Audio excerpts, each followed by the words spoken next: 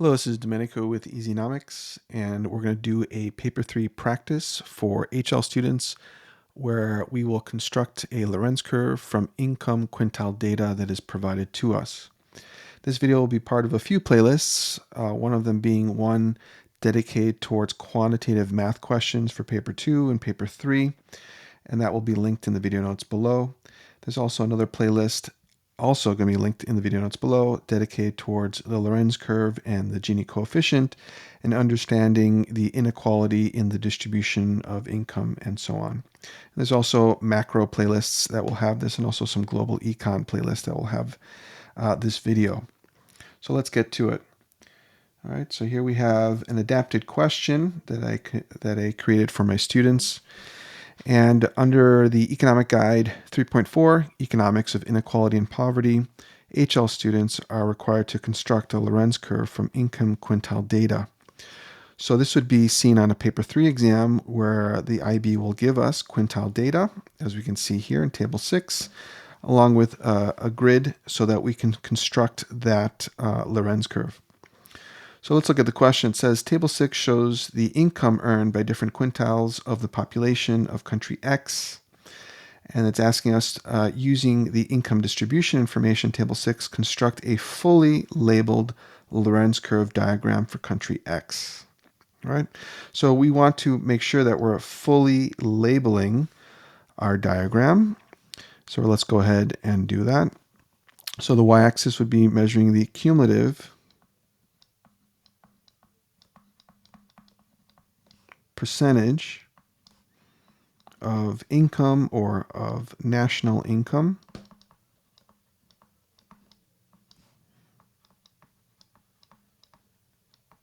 all right, and that's going to be measured on the y-axis, cumulative percentage of national income. So it's going from 0 to 100%. And on the y-axis, we're measuring the cumulative percentage of the population.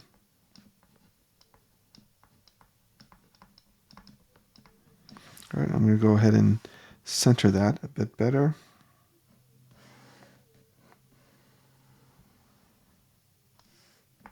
Let's put it right over here. Okay, so we want to make sure that's labeled, and we can also go ahead and label the line of perfect income equality. This would be at a 45-degree angle, as seen here. And we want to label that as well. This is the line of perfect income equality. Now keep in mind, Lorenz curves can measure on the y-axis income, or it can measure wealth. In this case, we're measuring income. And so this, if it was wealth, this 45-degree angle would be the line of perfect wealth equality. But again, we're focused on income. Why is it 45-degree? All right, let's take a look. So at the lowest 20% or the poorest 20% of the population, they would have 20% of the national income. The cumulative poorest 40% of the population would have 40% of the total income. So at that 45-degree angle, the value on the y-axis is equal to the value on the x-axis. Okay, so here we have these points. Now I'm going to ask you to pause the video and think about how you would collect data and plot those points. There's a common mistake that students make. But pause the video and think about how you would plot these points. Pause the video now. Okay, so a common mistake that students make is that they're simply plotting these points at 20%, the lowest 20%. They're going to plot 7.2. Then at 40%, 20, 20, 40, they're going to plot 12.4. And then at 60%, 20, 20, 20, 60%, they're going to plot 17.6. That is a big mistake. We're trying to accumulate these values. So we have the lowest 20% has 7.2% of the national income. So we can go ahead and track that point or plot that point. Here's 20% of the population, the poorest 20%. We're going to say 2, 4, 6, 7's about here, 7.2. So we can plot that point. And the value of that, I'm going to make a note, is 7.2. Now, you don't need to add that value, but we're just going to do it. And what you need to do is add that to the next 20%. So we have 7.2 plus 12.4. So the combined value would be 19.6. All right, 20 plus 20. So here we're looking at the 40%. The poor is 40%. And here they're going to have 19.6. So at 40%, we're going to go up. Here's 20. 19.6 is about here. I'm just going to write down that's 19.6% of the national income being held by the poorest 40% of the total population. Then we're going to take 19.6 and then add that to the next group. So 19.6 plus 17.6, and that works out to 37.2%. So at 60%, right? 20 plus 20, here's 60. 60%, we're going to look at where is 37, 2, 4, 6, 7 is about here, approximately. 37.2. And then we're going to add that over here. So here, 37.2 added to 23.8, and that works out to 61. So 20 plus 20. Here we're at 80. 80% has 61. So here is 60. 61 is about here. 61.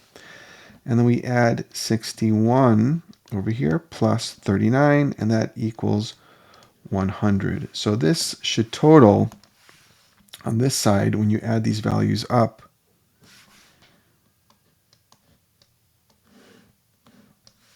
$7.2, all right, plus 19.6 plus 37.2 plus 61 should equal the 100. All right, because it's a cumulative percentage, so we're adding them all up, and we should get to that 100 here. So the 100 takes us back to this point. Okay, here is 100. And over here too, we can see we're adding 20 plus 20, so that is 40. 40 plus 20, so that equals 60. 60 plus 20, so that equals 80. And then 80 plus 20, and that's going to equal, again, 100. So all we have to do now is just plot those points. 0 to 7.2, to 19.6, to 37.2, to 61, to 100. And there you have the Lorenz curve. All right. If I wanted to, maybe I could label this as Lorenz curve A. But we've accomplished everything in this question, and we would get the full 2 marks. 1 mark for labeling the x and y axis and the line of perfect income equality, and another point for plotting the Lorenz curve accurately in this model. Let's take a quick minute to review the Gini coefficient.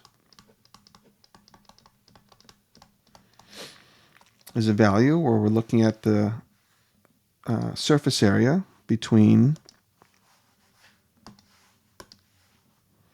the line of perfect income equality and the Lorenz curve for this country, country X.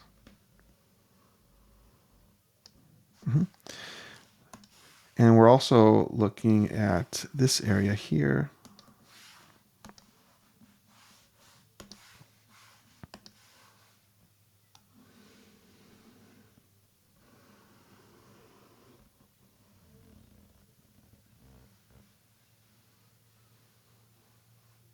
Okay, this is covered in another Lorenz curve video, but I'm just wanting to review this with you.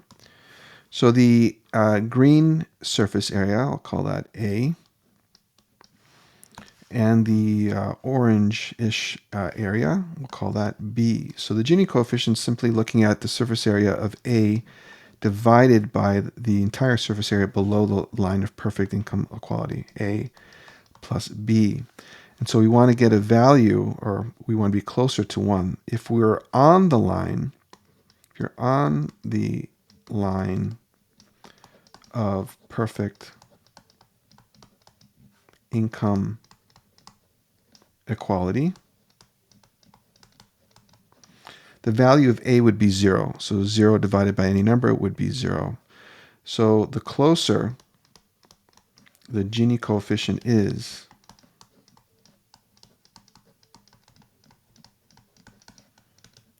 to 0, the more equal the distribution.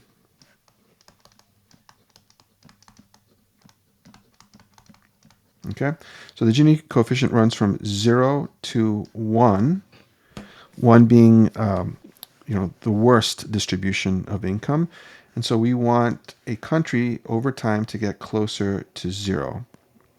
Okay, and one way to remember that is remember that Gini coefficient has an O, so that is a way to remember that you want to be closer to 0. Not to be confused with Human Development Index, HDI, where you want to be closer to 1. So on a paper 2, they can give you HDI data and Gini coefficient data. And with the Gini coefficient, you want to be closer to 1, and the capital I looks like a 1. So that's kind of a reminder. HDI closer to 1, better. And with the Gini coefficient, you want to be closer to O or 0 for more equal distribution of income.